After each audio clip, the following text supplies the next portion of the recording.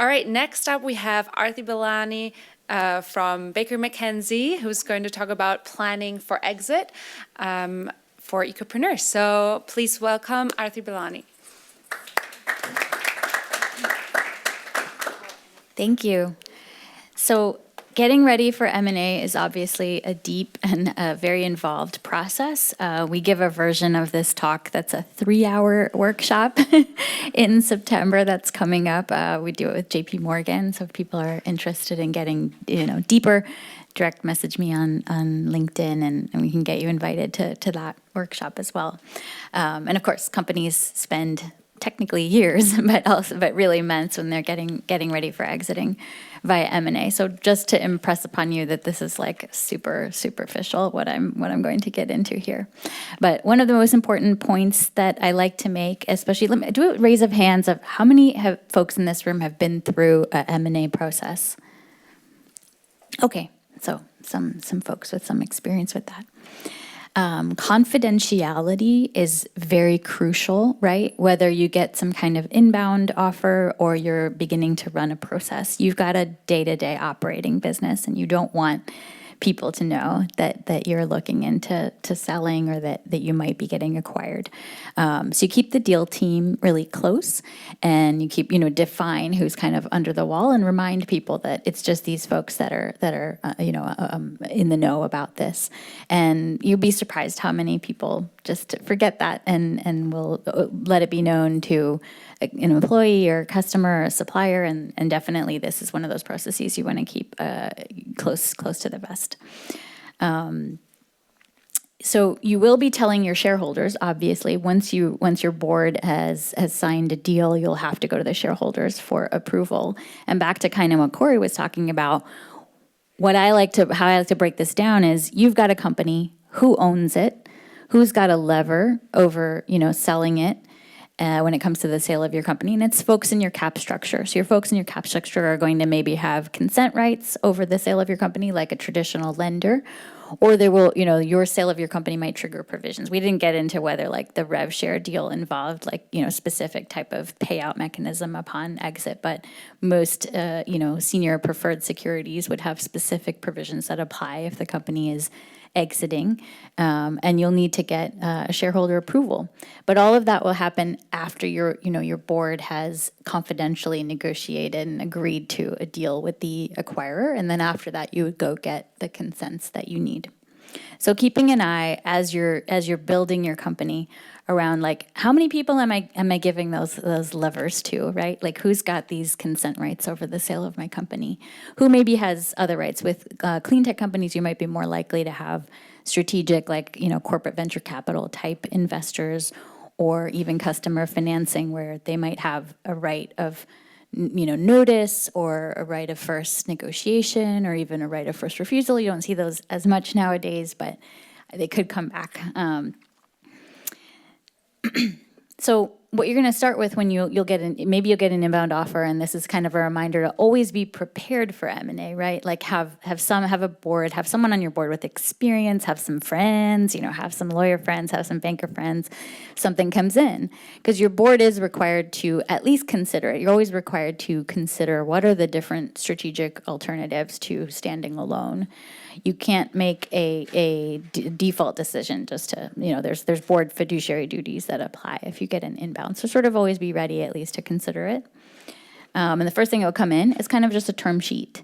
And for a company selling, getting more things hammered out at the time of the term sheet before you entered into any kind of exclusivity with that prospective buyer is a good idea. Buyers, on the other hand, will want to kind of be high level and get you with their headline price and save a lot of things for exclusivity and diligence. So definitely make sure that the term sheet has enough detail in it around key points, before, and obviously work with a lawyer, on that. But at the very least, you want to know, obviously, what's the purchase price? What are the things that could bring price up or down? Because there will always be adjustments to the purchase price that come from things like paying off debt, for example. What are the different structuring alternatives? Is there a more tax efficient structure for the exit, right? particularly if there's any non-cash consideration involved. You don't want to get paid in stock and not necessarily be able to liquidate it right away, but at the same time have to pay tax, at the time that you exit. You want to make sure that the buyer can close on a reasonable time frame and without conditionality on their side. So do they have cash in hand that's ready to buy you, or are they also getting financing at the time of their sale? Is there any contingency? Are there approvals? I had a chit chat before this talk with people about the increasing regulatory considerations, antitrust and foreign investment. Now there's even outbound investment regulations in the United States, which is Biden administration was the first time we started dealing with that in a long time. So looking at that, who is the buyer can affect how conditional closing your deal could be. And of course, confidentiality again with the buyer, and whether you're going to go in exclusivity or whether you might run an auction process where you've got multiple bidders and you're really playing them off each other. And it's hard. So I will say people often tell me at the end of signing, that was the hardest, thing in terms of operating the business day to day with a lean team that's working on the M&A, and you're often just up all night multiple. So just be prepared. It's a bit of a rough slog. So on the purchase price, digging into that a bit, how it's going to be calculated. So you'll work with a financial advisor to assess how they're valuing you.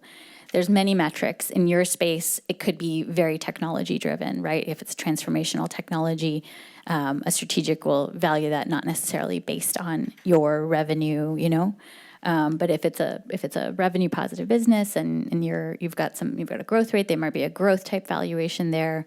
They'll look at comparables. They'll look at your cash flow.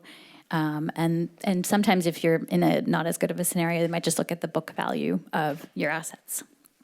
Sadly, we are seeing a number of clean tech companies right now in ABCs where they may be raised, but now it hasn't gone as well and they're selling for book value. Things that will be more difficult for all of you than we necessarily see in pure software plays or service-based businesses are you've probably got some kind of hard tech type product, and you've got your technical risk, you've got your market risk. You've got to look at manufacturing, how things fit in with your prospective customers. Kind of the readiness for commercialization. What are your unit economics? What will the economics be bundled if you're being bought by a strategic? I have definitely seen deals die because it might be more, saleable to have the two things kept separate than brought in. I've seen that a lot in cybersecurity and also in hardware. I think a good example is your Apple, if you have an iPhone, everybody buys this Anchor battery. Why doesn't Apple just buy Anchor and give us all better battery packs? There's a unit economics situation there. So looking at that, and you with a financial advisor, you should look at which buyer is really going to be the right buyer in that regard. And of course, your sales cycle is probably longer than a lot of tech companies' sales cycles. So showing cyclicality, looking at what you think target working capital should be, all of those are somewhat trickier in your space with inventory and so on. And surrounding issues, right? And you guys are all working on this and your commercialization plans. Are you an HVAC company? Do you then need to have people in that area where you sell that can maintain that product? These are all hardware is hard type, trickier issues that you need to be prepared in a management presentation to explain to a buyer. And of course, they're going to be looking at how well is this going to integrate if it's a strategic with, my manufacturing, my distribution, or my infrastructure.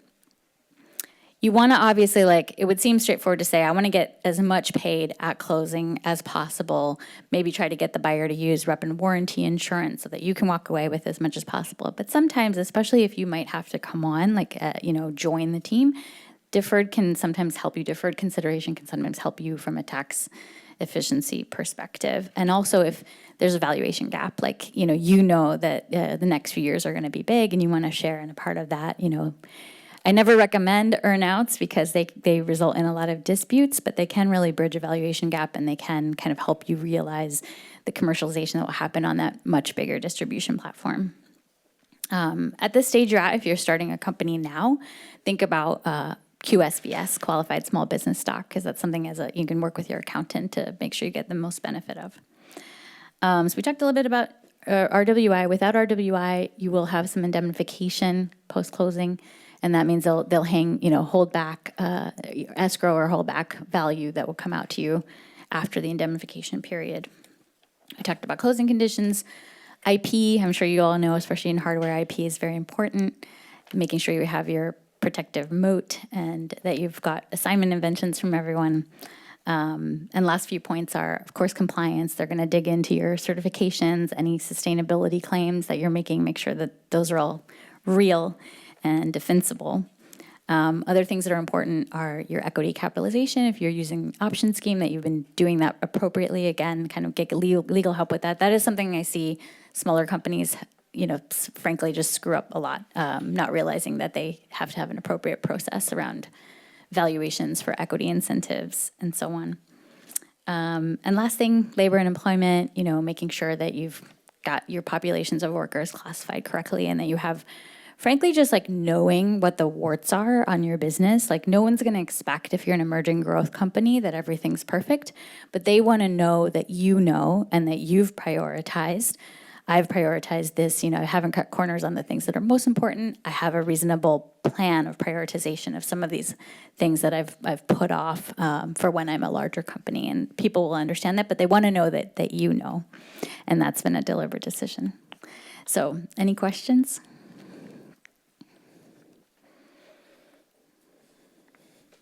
How do buyers think about patent applications, pending patents, IP still in flux? Buyers will, particularly for any kind of patent portfolio-based, IP-based company, they're going to be looking very closely and very technically at your intellectual property, and they will look at your pending applications as well. Again, each buyer is going to have, or each bidder or who's looking at you is going to have a different thesis for why they're really acquiring you, right? And so if it's a very technology-driven thesis, I'm really buying this company for this tech, they will in particular be very much looking at that. And you might even be able to get some kind of earnout on that basis, right? So it's a life event for your company if you got excludability on a particular technology, and that might maybe come up after the closing.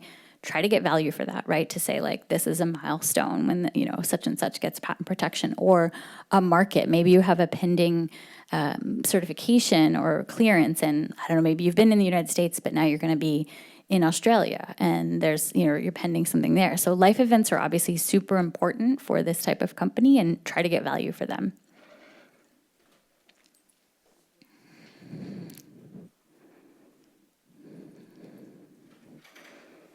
So you mentioned one thing related to earnout.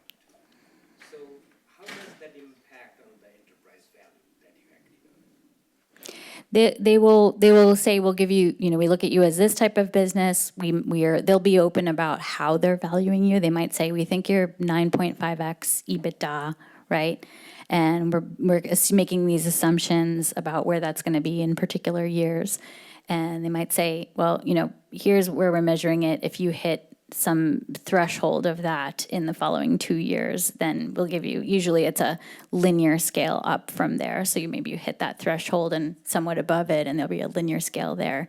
And that's a good thing, obviously, because if they're willing to share that with you at that point. And the best thing to do with an earnout is just define it really tightly and objectively and numerically, so that it's not the source of a dispute.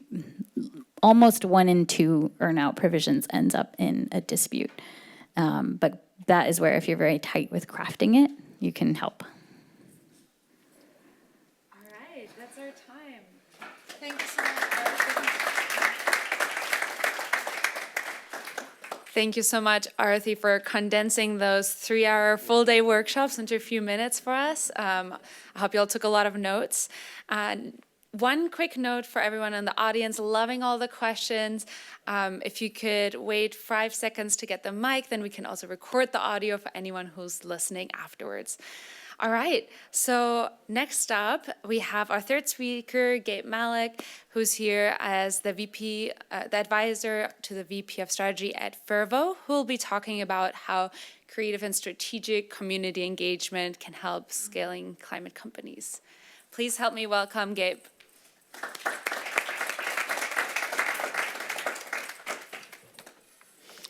Well, thank you again for having me and for having Fervo. Gabe Malek with Fervo Energy. We're a next-generation geothermal power developer, and I wanted to just start us there so we're all on the same page of what Fervo develops and how community engagement relates to our business. And I think that the lessons we've learned at Fervo are certainly applicable to other renewable energy developers, but I don't think they're solely applicable to renewable energy developers. I think these lessons can apply to any other infrastructure developer or hard tech company that is going to have to interface closely with a community in building their project. So as you see on the screen, this is a rough design of what we do at Fervo. We are taking traditional oil and gas technology pioneered in the shale revolution, and we are applying that to geothermal development. So traditionally, geothermal has struggled to scale because it's highly resource dependent. Geothermal developers of old looked for rock that had natural permeability, and they tried to flow water through those natural fractures in the rock, heat that water up, and bring it back to the surface hot enough to vaporize a fluid and use that steam to turn a turbine and generate electricity. What we do at Fervo is, instead of looking for those natural fractures in rock, we create the fractures ourselves with hydraulic fracking. We then understand how the pathways are flowing in the subsurface. That allows us to have higher reliability. It also means that we're not constrained geographically the same way that a traditional geothermal developer might have been, because we can create that permeability anywhere. How does that relate to community engagement? Well, for one, it shapes the workers that we draw on to develop our projects, and it shapes the perceptions that communities have of our technology. We developed a pilot project in 2023, and then with the success of that project, quickly moved to Cape Station, our first real utility-scale greenfield development. And we've located Cape Station in Beaver County, Utah, right outside of the town of Milford. Community engagement was core to that decision. Our acreage is directly adjacent to the Department of Energy's Forge project, which is DOE's field research on enhanced geothermal. It's DOE actually acquiring land, or rather using federal land and drilling horizontal wells and fracking those wells themselves. That meant that DOE, for years in partnership with University of Utah, had spoken to residents of Beaver County and explained to them what exactly they were trying to do. This is a bit of a unique situation for Fervo. I don't think that any renewable developer or infrastructure developer can rely on prior federal engagement to streamline its community engagement. But I do think it's worth asking, when you're picking project location, where might I find a community that's already receptive to the technology that I'm trying to deploy?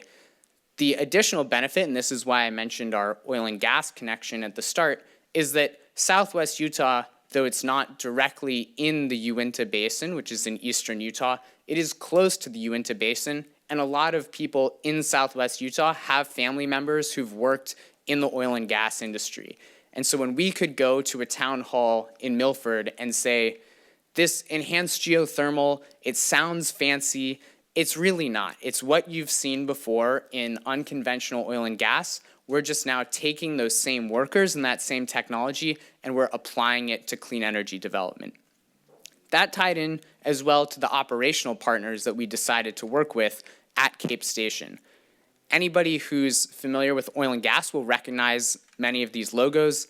Schlumberger, Liberty, Helmerich and Payne is our drilling rig provider. These are the main oil field services companies that you would see at an unconventional oil and gas project.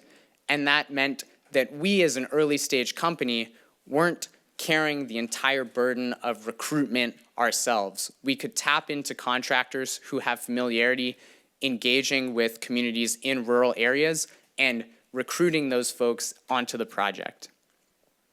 And really, job creation was front of mind for us. because it was front of mind for the community. When we entered Milford, the town and the county were on the brink of an economic crisis.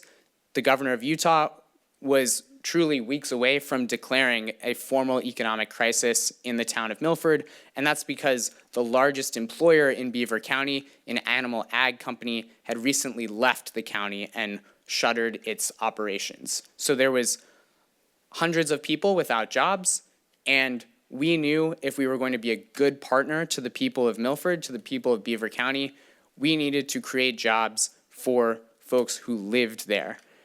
And we had another forcing mechanism in our corner, which was the Inflation Reduction Act. So we knew that we could get better tax benefits if we had a certain number of apprentices working on our site, and that made apprenticeship a top priority for the company. One takeaway, I think, for any developer here is ask the community what they are really looking for from the project and try to see whether the needs of the community map onto objectives set by regulators, especially if those are financial objectives. You have a kind of 2-for-1 benefit in really leaning into that program. Thanks to Elemental Impact, in part, we launched a first-of-a-kind geothermal apprenticeship program to make sure that the apprenticeships going toward our project weren't just checking the box for the Inflation Reduction Act, they were actually involving community members and building skill sets that will allow the people on this site to not just help with Cape Station, but help with subsequent geothermal projects and even with companies besides Fervo. So we had to find a community anchor partner to do that. That's the third logo you see here. Southern Utah University, a university of around 30,000 students in Cedar City, Utah. They already had an office of apprenticeship, and we could turn to them and say, here's our need. We have the geothermal expertise. We don't have the apprenticeship expertise, but you do. And so this is a natural opportunity for our two organizations to fill mutual gaps. And I want to emphasize that an apprenticeship program is most effective when it's integrated as a web of initiatives. The core of the apprenticeship program is training people to go on site, get academic credit for their training, but also get on-the-job skill set. But if you're not coupling that apprenticeship program with other support mechanisms, you're leaving workers uncertain how to actually integrate into the industry, and you're leaving community members uncertain how they can get involved beyond just the apprenticeship program. So what we've done is build out a web of initiatives, including an industry council, where we inform Southern Utah University what adjacent industries to geothermal might be useful for subsequent apprenticeship programs. We have a micro-credential course that allows people to learn more about geothermal without having to go through the entire apprenticeship program. Annual geothermal workshops, which are ways to bring community members into the fold more broadly, and then STEM engagement to think more broadly about engineering and geology, which is just fundamental to our business. And so the last point I'll make is thinking about work beyond the apprenticeship program. Because yes, job creation was priority number one. That was what we heard time and again from the community. But we knew that even with job creation, a multi-billion-dollar project in a town of just over 1,000 people is a significant disruption. And we wanted to make sure that we were mindful of the needs of the community beyond just priority number one. I think three main takeaways for folks who are thinking about large infrastructure deployment. One is leadership level engagement with the local community. You see here a photo of our CEO and our VP of strategy talking to a small room in Beaver, Utah. They have done this regularly, and I can't tell you how much of a difference it makes for folks to say, the CEO of this company flew from Houston to a rural part of Utah and spoke to me about my concerns. It's tempting to hire a community development team and tell them you're now the point person for the project, but it leaves a very different impression when the executive team is going and engaging with community members. Two is again, asking community members what they're looking for beyond job creation. We heard time and time again that Milford High School wanted support from a new employer, and so we sponsored the local football game, and we've sponsored the rodeo, and we've had teach-ins at Milford High School. And then finally is transparency. Any new technology is going to raise concerns for people who aren't familiar with it, and we've brought local residents to our site, toured them around the site, shown them that we don't have anything to hide, and I think that should carry forward in other environmental considerations, whether it's being transparent about your water use, in our instance, seismicity, understand what those top environmental concerns are, and don't be afraid to talk about it. So thank you.